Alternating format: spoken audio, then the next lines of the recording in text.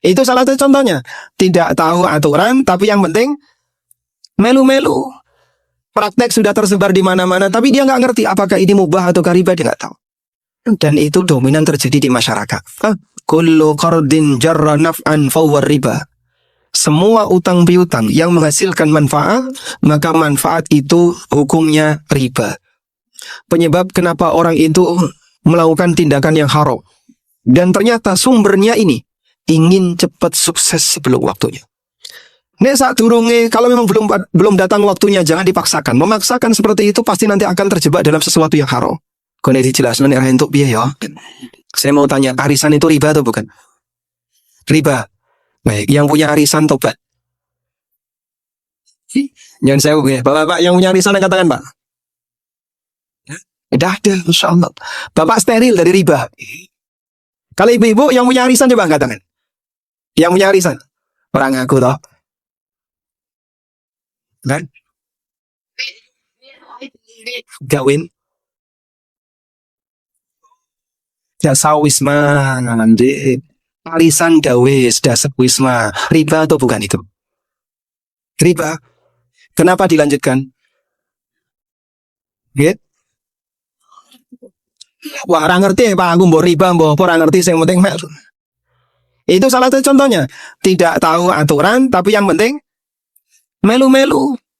Praktek sudah tersebar di mana-mana, tapi dia nggak ngerti apakah ini mubah atau riba, dia nggak tahu.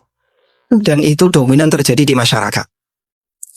Maka sekarang coba kita lihat seperti apa riba itu dan bagaimana praktek yang banyak terjadi di masyarakat.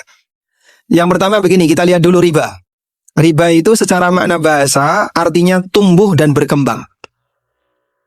Allah Subhanahu wa ta'ala menyebut hukuman yang Allah berikan kepada orang kafir itu dengan hukuman yang robiyah. Allah berfirman, fa'asaw rasula rabbihim fa'akhadzahum akhdzatan rabiyah. Orang kafir itu durhaka kepada utusan Allah, lalu Allah menghukum mereka dengan akhdzatan rabiyah, dengan hukuman robiyah. Hukuman robiyah tegasnya pripun? Hukuman yang terus bertambah. Maka hukuman yang diberikan oleh Allah kepada orang kafir itu tidak satu tingkatan. Dia dihukum di tingkatan 1, nanti ditambah lagi tingkatan 2, ditambah lagi tingkatan 3, dan terus seperti itu. Berkembang hukumannya. Makanya Allah sebut dalam Al-Quran, hukuman untuk orang kafir itu akhzatun rabiyah, hukuman yang terus berkembang. Nah, di situ ada kata rabiyah yang artinya apa? Berkembang atau bertambah. Ini makna riba secara bahasa. Selanjutnya, makna riba secara istilah perlu dibagi terlebih dahulu. Secara umum, riba dibagi dua. Riba dibagi dua. Yang pertama, riba utang piutang. Yang kedua, riba jual beli. Sampun? Riba wonten pinten? 1. Riba utang piutang. 2. Riba jual beli. Pripun Pak riba utang piutang itu? Riba utang piutang itu kaidahnya adalah kullu qardin jarra naf'an fahuwa riba. Semua utang piutang yang menghasilkan manfaat, maka manfaat itu hukumnya riba. Saya ulang ya. Semua utang piutang yang menghasilkan manfaat, maka manfaat itu hukumnya riba. Contohnya Pak, aku utang 1 juta. Oh nggih, monggo. Tapi engkau balik 1.100.000. 1.100.000. Ya, 10%. 100.000 ini apa? Riba. Karena manfaat tambahan dari transaksi utang. Sehingga utang 1 juta seharusnya balik pinten? 1 juta. Tapi dia minta 1 juta balik 100.000. Sampean bayar selama 6 bulan. Nyicil, ya. 200, sampai ketika sudah genep 5 bulan, nah nanti bulan yang ke-6 tambah 100. Praktek seperti ini masuk kategori riba utang piutang. Baik. Kalau tambahannya bukan uang Pak, sami mawon, sama saja. Misalnya, utang 1 juta. Engkau nek balik no, podo 1 juta ya, tapi ojo lali gedang sak cengkeh. Nah, dia ngembalikan dikasih syarat harus nambahi apa? Pisang, atau nambahi gula sekilo, nambahi beras sekilo, dan seterusnya. Tambahan ini semuanya masuk apa? Riba. Hukumnya nggak boleh.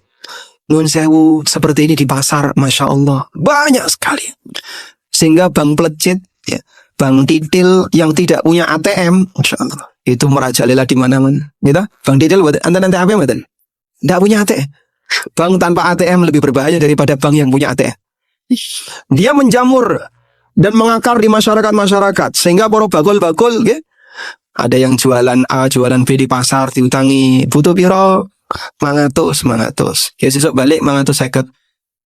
Ada tambahan berapa? 50. Butuh piro? Butuh 1 juta, KI 1 juta, balik 1.100.000 dan seterusnya. Dan itu banyak sekali. Boleh nggak utang seperti ini? Boleh atau tidak? Loh, saya kan tidak makan riba. Saya cuma utang. Lah, aku kan bayar yang bayar. Betul, jenengan ini bukan yang makan riba, tapi jenengan memberi riba kepada orang lain. Dan itu dilaknat oleh Rasulullah SAW. Sebagaimana disebutkan dalam hadis riwayat Muslim dari sahabat Jabir bin Abdullah radhiyallahu anhu, beliau mengatakan, la'ana Rasulullah sallallahu alaihi wasallam akilar riba wa mukilahu wa katibahu wa syahidai wa qalahum sawa. Rasulullah sallallahu alaihi wasallam melaknat wong sing mangan riba. Sing mangan riba niku sinten, Pak? Yang ngutangi minta bayaran tambahan tadi.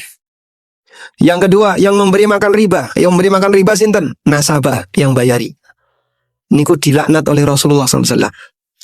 Terus dosanya pripun, Pak? Nggih, dosa dilaknat Nabi SAW. Dikutuk oleh Rasulullah SAW.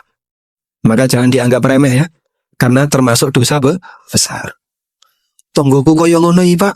Lah jenengan aku ra melu-melu. Alhamdulillah, sampean kandhani tonggone. Barangkali di antara Bapak Ibu ada yang punya teman pedagang bakul-bakul ning pasar gitu.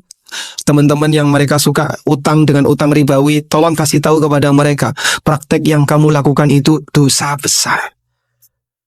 Ini dosa besar, dosa gede kok digawa sampai mati alias durung tobat.